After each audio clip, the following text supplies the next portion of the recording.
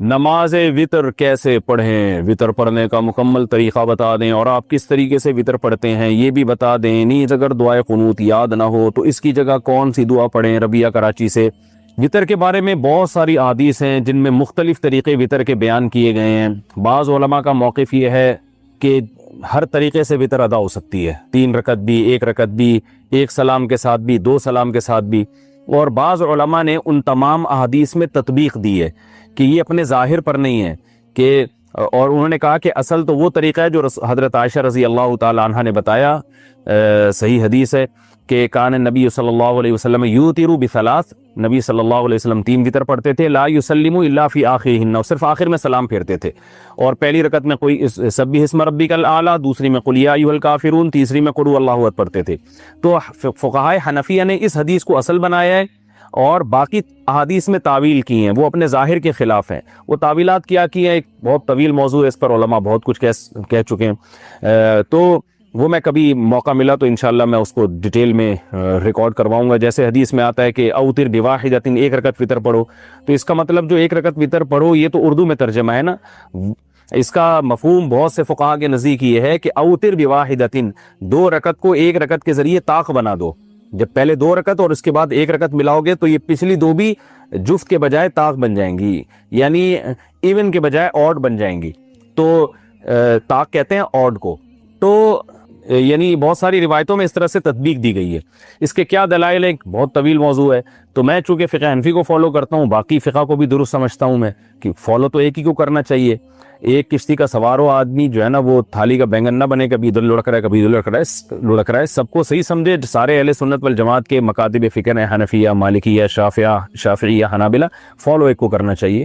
تو میں اسی طریقے سے پڑھتا ہوں جیسے جو احناف کا قول ہے، پہلی رکعت، پھر دوسری رکعت، پھر اس کے بعد اتحیات، پھر اتحیات کے بعد کھڑے ہو گئے، پھر اس کے بعد جناب کوئی بھی سورت پڑھی بہتر ہے، سورہ اخلاص پڑھیں جیسے حدیث میں آتا ہے، پھر اس کے بعد اللہ اکبر کہے، رفع الیدین یعنی کانوں تک ہاتھ اٹھایا، اور پھر اس کے بعد دعائے قنوت پڑھی۔ قنوت میں جو مشہور دعا ہے اللہم انا نستعینک ونستغفرک ونؤمن بک ونتوکل علیک، یہ والی بھی ہے، اللہم اہدنا فیمن ہدیت، یہ دعا بھی ثابت ہے، اور اس طریقے سے پوری نماز ادا کرتا ہوں میں۔ اور یہ والا طریقہ جو احناف جس طریقے سے پڑھتے ہیں، اتنی بات خوب سمجھیں، یہ ایسا طریقہ ہے کہ اس طریقے سے وطر پڑھنے پر سب کے نزدیک وطر ادا ہو جائیں گے، اور سب کے نزدیک افضل طریقہ یہی ہے، یہ ذہن میں رکھیں۔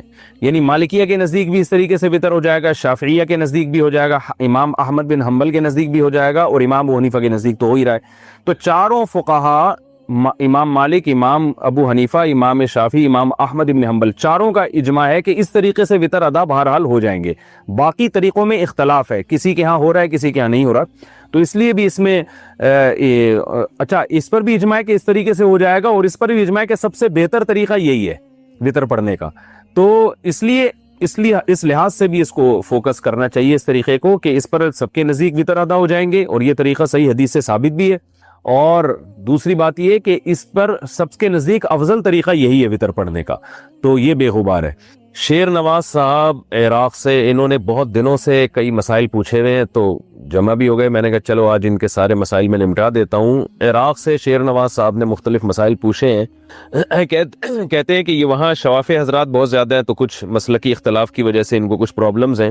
کہتے ہیں کہ مجھے نہیں پتا کہ وطر پڑھنے کے بارے میں کیا حکم ہے، مہربانی فرما کے بتا دیجئے، کیونکہ شافعی مسلک میں زیادہ تر لوگ عشاء کے وقت سنتوں کے بعد مسجد سے نکلتے ہوئے میں نے دیکھا ان لوگوں کو، مجھے نہیں لگتا کہ وہ سارے تہجد کے وقت میں پڑھتے ہوں گے۔ تو دیکھیں یہ وطر جو ہے یہ واجب ہے، اور امام شافعی کے ہاں بھی واجب کے قریب ہے، سنت موقدہ جو واجب کے قریب، اور امام احمد بن حنبل سے تو یہاں تک مروی ہے کہ جو وطر نہیں پڑھتا اس کی گواہی بھی قبول نہیں ہے۔ وجہ اس کی ہے کہ رسول اللہ صلی اللہ علیہ وسلم نے فرمایا ان اللہ زادکم صلاۃ الا وہی الوتر، اللہ نے ایک اور نماز کا اضافہ کر دیا اور وہ وطر ہے۔ صحیح حدیث ہے، یہ اللہ سے البانی رحمہ اللہ نے اس کو صحیح قرار دیا ہے۔ یہ میں ان کا البانی رحمہ اللہ کا حوالہ اس لیے دے رہا ہوں کہ ہمارے اہل حدیث حضرات ان کو زیادہ مانتے ہیں۔ تو اور بھی بہت ساری روایات ہیں، نبی صلی اللہ علیہ وسلم سے وطر کی قضا بھی ثابت ہے۔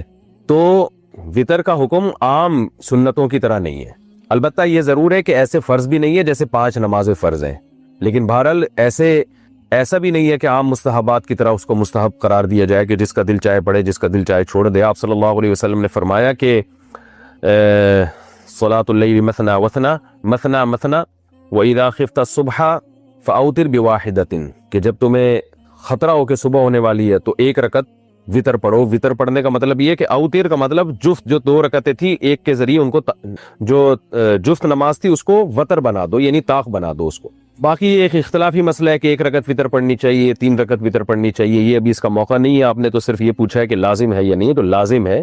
اور امام شافعی رحمہ اللہ تعالیٰ بھی اس کے سنت مؤکدہ ہونے کے قائل ہیں, لیکن ایسی سنت مؤکدہ جس کو چھوڑنے کی بہرحال اجازت نہیں ہے.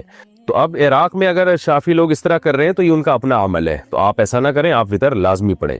باقی یہ کہہ رہے ہیں کہ فجر کی دوسری رکعت میں یہ لوگ دعائے قنوت پڑھتے ہیں رکوع سے اٹھنے کے بعد. امام شافعی رحمہ اللہ کے نزدیک فجر کی دوسری رکعت میں جب آپ رکوع سے اٹھیں گے قوما کے لیے تو اس میں قنوت پڑھنا واجب ہے. یہ امام شافعی کا موقف ہے. تمام شوافع حضرات کو ہم نے بھی دیکھا اس طرح کرتے ہیں. باقی تینوں ائمہ کے نزدیک یہ لازم نہیں ہے. تو آپ جب ان کے پیچھے نماز پڑھیں تو وہ قنوت پڑھیں, آپ خاموش رہیں, بلکہ اس میں دعا میں شرکت میں بھی کوئی نقصان نہیں ہے. شافعی لوگ زور سے آمین کہتے ہیں, آپ امام کی دعا پہ آہستہ آمین کہہ لیں. تو اس وقت اگر کوئی دعا پڑھ لی جائے تو اس سے نماز فاسد بہرحال نہیں ہوگی. تو آپ جماعت سے نماز ہی پڑھیں, اکیلے نہ پڑھیں. جب اپنی نماز پڑھیں آپ کسی وجہ سے جماعت رہ جائے تو پھر اس میں قنوت نہ پڑھیں, لیکن جب ان کے پیچھے نماز پڑھیں تو آپ خاموش کھڑے رہیں. نسیم اکرم, اگر حنفی نے وطر 1 رکعت اور 3 رکعتیں پڑھ لی تو کیا وطر دہرانے ہوں گے؟ جی ہاں, ہمارے نزدیک 1 رکعت وطر جائز نہیں ہے. نبی صلی اللہ علیہ وسلم کی جو اس میں کئی بار بیان ریکارڈ کروا چکا ہوں کہ یہ جو حدیث میں آتا ہے نا یوتروا بواحدۃ, 1 رکعت وطر پڑھتے تھے, تو اس کا مطلب وطر پڑھتے نہیں تھے, 2 رکعت کو 1 رکعت کے ذریعے طاق بناتے تھے. یوترو کا معنی ایتار, ایتار کا معنی جفت کو طاق بنانا. یہ ہماری رائے میں اس کا صحیح مطلب ہے. اور اس بارے میں بہت ساری احادیث ہے کہ نبی صلی اللہ علیہ وسلم 3 رکعت وطر پڑھتے تھے. تو جس میں 1 کا تذکرہ ہے اس کی وہ تعویل کی جائے گی جس سے وہ تمام احادیثوں میں تطبیق ہو جائے. محمد سہیل احمد آباد سے پوچھتے ہیں اگر دعائے قنوت پڑھنا بھول جائیں وطر میں تو کیا کریں؟ وطر کی نماز میں دعائے قنوت بھول جائیں تو کیا سجدہ سہو کرنا واجب ہوگا یا دوبارہ دہرانی ہوگی نماز؟ نیز کیا دعائے قنوت کے علاوہ کوئی اور دعا بھی پڑھ سکتے ہیں؟ وطر میں کوئی بھی دعا پڑھنا واجب ہے, دعائے قنوت پڑھنا سنت مؤکدہ ہے, تو اس کا معمول بنا لینا دعائے قنوت چھوڑنے کا یہ ٹھیک نہیں ہے. لیکن اگر دعائے قنوت چھوڑ گئی اور اس کی جگہ کوئی دوسری دعا پڑھ لی تو بھی واجب ادا ہو جائے گا. اور اگر کوئی بھی دعا نہیں پڑھی ہے, بھولے سے جان کر اگر دعا چھوڑ دی آپ نے تو نماز دوبارہ پڑھنی پڑے گی. اور اگر بھولے سے آپ سے دعائے قنوت رہ گئی ہے یا کوئی بھی دعا نہیں پڑھی آپ نے بھولے سے, تو سجدہ سہو کرنے سے نماز ادا ہو جائے گی. عبید اللہ صاحب انڈیا سے پوچھتے ہیں اگر دعائے قنوت یاد نہ ہو تو وطر میں کیا پڑھے؟ کوئی بھی دعا پڑھ لے. ربنا آتنا فی الدنیا حسنۃ وفی الآخرۃ حسنۃ وقنا عذاب النار بھی پڑھ سکتے ہیں. رب اغفر وارحم وانت خیر الراحمین بھی پڑھ سکتے ہیں. کچھ بھی نہ ہو تو اللہم اغفر لی پڑھ لیں. یہ بھی نہ ہو تو رب اغفر پڑھ لیں, اتنا بھی کافی ہے. لیکن دعائے قنوت یاد کریں, وہ سنت مؤکدہ. ناخن کاٹنے کا سنت طریقہ کیا ہے؟ بھائی نبی صلی اللہ علیہ وسلم کے بارے میں سیدہ عائشہ فرماتی ہیں کان النبی صلی اللہ علیہ وسلم یحب التیامن فی کل شیء, فی کل شیء. نبی صلی اللہ علیہ وسلم ہر کام میں نا دائیں طرف کو ترجیح دیا کرتے تھے, رائٹ سائڈ سے شروع کیا کرتے تھے. تو بس یہی سنت طریقہ ہے کہ آپ دائیں ہاتھ کے ناخن پہلے کاٹیں اور بائیں ہاتھ کے ناخن اس کے بعد کاٹیں. اچھا دائیں میں بھی بالکل ہی رائٹ سائڈ سے شروع کریں تو اور اچھا ہے, یعنی چھوٹی انگلی ہو گئی, یہ ہو گیا, یہ ہو گیا, یہ ہو گیا, پھر یہاں سے یہ ہو گیا, یعنی رائٹ سے لے کے لیفٹ کی طرف, بس اتنا کافی ہے. اور اگر کوئی یہ ترتیب نہیں کرتا بس اتنا بھی کافی ہے کہ دائیں ہاتھ کے ناخن پہلے کاٹ لیں اور لیفٹ کے اس کے بعد کاٹیں. اور کوئی خاص طریقہ نہیں ہے ناخن کاٹنے کا, کاٹ لیں بس, یہ ضروری ہے. آج کل خواتین نے ناخن بڑھانے شروع کر دیے, یہ حرام ہے, ناجائز ہے اور برے لگتے ہیں ہاتھ دیکھنے میں. یہ پتہ نہیں کس نے ان کے دماغ میں یہ بات ڈال دی ہے کہ یہ فیشن ہے, یہ خوبصورتی ہے. خوبصورتی نہیں ہے. کتنی پریشانی ہوگی اس سے آپ کو, کھاتے ہوئے پیتے ہوئے, سالن ہے اس میں ناخن ڈوب رہے ہیں, ہر جگہ کی بورڈ استعمال ہو رہا ہے کمپیوٹر کا, تو اس میں ناخن آپ کو, اس میں جو ہے ناخن ٹینشن کا ذریعہ بن رہے ہیں. تو اپنے آپ کو عذاب میں نہیں ڈالنا چاہیے. اور گناہ الگ ہے, گناہ ایک الگ ہے اس میں. تو ناخن کاٹنے میں انسان کی زینت ہے, ناخن بڑھانے میں زینت نہیں ہے. تو ناخن بڑھانے میں اگر کوئی خاتون یہ سمجھتی ہے کہ زینت ہوگی تو یہ تغییر خلق اللہ ہے, اللہ کی تخلیق کو بگاڑنا ہے, یہ مستقل ایک جرم ہے. تو اس سے نماز بھی مکروہ ہوتی ہے اور عبادتیں بھی مکروہ ہو جاتی ہیں. تو اللہ سے ڈرنا چاہیے. نبی صلی اللہ علیہ وسلم نے حکم دیا ہے ناخن کاٹنے کا. بالوں کے بدلے میں برتن لینا کیسا ہے؟ کیا مطلب بالوں کے بدلے میں برتن لینا؟ یہ سمجھ سے بالا تر ہے. میرا خیال ہے بعض لوگ بال بیچ رہے ہیں, اپنے برتن لے رہے ہیں, واللہ عالم یہ سوال ہی سمجھ میں نہیں آیا. بہرحال یہ جائز نہیں ہے, اپنے جسم سے نکلے والی چیزوں کو بیچ کے کوئی چیز حاصل کرنا جائز نہیں ہے. نفل نماز کب نہیں پڑھنی چاہیے؟ 3 ٹائم ہے نفل نماز کے مکروہ ہونے کے. ایک سورج نکلتے ہوئے تقریباً 15-20 منٹ تک آپ کو ٹھہرنا پڑے گا جب سورج 1 میٹر تک بلند جب تک نہیں ہو جاتا, اور ایک جب زوال کا وقت ہوتا ہے سورج بالکل ٹاپ پر ہوتا ہے یعنی ظہر سے پہلے کا وقت, اور ایک جب سورج غروب ہونے لگے یعنی غروب آفتاب سے 15-20 منٹ پہلے کا جو وقت ہوتا ہے جس میں سورج ایک نیزہ بلند ہوتا ہے. تو یہ سارے اوقات مکروہ وقت ہے. اسی طرح فجر کی نماز کے بعد یا اور عصر کی نماز کے بعد نفل پڑھنا بھی مکروہ ہے, البتہ قضا نماز پڑھ سکتے ہیں اس میں. کیا شیطان ہمارے دل کی بات جان سکتا ہے؟ قرآن کہتا ہے انہ یراکم ہوا وقبیلہ من حیث لا ترونہم. بہت سی چیزوں پہ شیطان ایسی چیزوں پر مطلع ہوتا ہے جہاں سے ہمیں پتہ بھی نہیں ہوتا, ہم نہیں شیطان کو دیکھ رہے ہوتے اور وہ ہمیں دیکھ رہا ہوتا ہے. تو اللہ تعالیٰ نے شیطان کو اختیار دیا ہے دل کے اندر وسوسے ڈالنے کا. تو یہ بات تو ثابت نہیں ہے کہ ہر دل میں جو بھی خیال آ رہا ہے اس پہ بھی شیطان مطلع ہوتا ہے. یہ تو صرف اللہ کا خاصہ ہے کہ ہمارے دل میں کوئی وسوسہ بھی آتا ہے تو اللہ جانتا ہے. لیکن اتنی بات ضرور ہے کہ بہت سی باتیں ہمارے دل کی خیالات شیطان کو پتہ ہوتے ہیں اور وہ خیالات کو چینج کرنے کی طاقت بھی رکھتے ہیں. طاقت اس سینس میں کہ وسوسے ڈال دیتا ہے. چینج تو ہم خود ہی کرتے ہیں, ارادے خود ہی بدلتے ہیں, لیکن وہ وسوسے ڈالتا ہے اور برائی کو اچھائی اور اچھائی کو برائی بنا کے دکھاتا ہے. اتنی طاقت ہے. باقی یہ کہ ہر بات دل کی جانتا ہے یہ کہیں ثابت نہیں ہے شریعت میں. اتنا اختیار اللہ ہی کے پاس ہے, کسی اور کے پاس یہ نہیں ہے. ماں کی وراثت اولاد میں کس طرح تقسیم ہوگی؟ جیسے باپ کی وراثت ہوتی ہے ایسے ہی ماں کی وراثت, کہ بیٹے کو دوگنا اور بیٹی کو اس کا آدھا ملے گا. اگر بیوی پردہ نہ کرے تو شوہر کو کیا کرنا چاہیے؟ محبت سے سمجھانا چاہیے اس کو, یہی کر سکتا ہے اس زمانے میں, اور کیا کرے گا. باقی یہ ہے کہ اگر پہلے سے پردہ کرتی تھی اور شادی ہی اس بیس پہ ہوئی ہے پھر تو شوہر سختی بھی کرے اس کے اوپر. پہلے محبت سے سمجھائے, نہیں مانے تو پھر سختی کرے, کیونکہ یہ ایک طرح کا دھوکہ ہے شوہر کے ساتھ. اور اگر پہلے سے پردہ نہیں کرتی تھی تو بھائی پھر آپ نے کیوں کی شادی اس سے؟ جب آپ نے کی ہے تو اب آپ برداشت کرو. اب آپ محبت سے تبلیغ ہی کر سکتے ہو اس کو, اب سختی نہیں کر سکتے آپ, کیونکہ سختی کے پھر سائیڈ ایفیکٹ زیادہ ظاہر ہوں گے. وہ کہہ سکتی ہے کہ اگر آپ کو پردہ کرانے کا اتنا ہی شوق تھا تو آپ پردے دار سے کر لیتے. یہ وہ طنز کر سکتی ہے آپ کے اوپر, ہوگی تو وہ گناہگار ہی بے پردگی سے, لیکن اب آپ کیسے اس کو سمجھاؤ گے؟ تو اب آپ پھر یہی کرو گے کہ آپ اس کو آرام سے محبت سے سمجھائیں, تبلیغ میں لے کے جائیں. شوہر خود نہ سمجھائے, کسی بزرگ کے اللہ والے کے بیان میں لے جایا کرے. اکثر خواتین اپنے شوہر کی بات کو ویلیو نہیں دیتی ہیں, کہتی ہیں یہ میں کیا سمجھیے, کون آیا میں سمجھانے والا بھائی, تو اس لیے کوئی اور سمجھائے. کیا مجاہد کے لیے داڑھی کاٹنا جائز ہے؟